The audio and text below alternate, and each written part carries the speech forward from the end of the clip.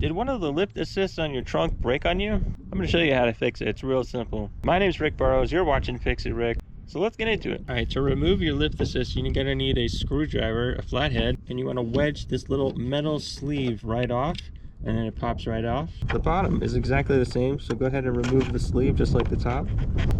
Just like that. Next, you want to put in the appropriate lift assist for your car. Amazon is a great place to get them because they will match your car make and model with the one that you need. I'm going to leave a link in the description below so you can go ahead and buy it. Now, if you're not sure as to which side actually goes where, there's a smaller side and a larger side. You simply take the small one with the small side. It pops right in. You take the bigger end, you put it next to the ball. It pops right in. Now both sides are exactly the same, so I already did the other side, but watch what happens now. It just works beautifully now.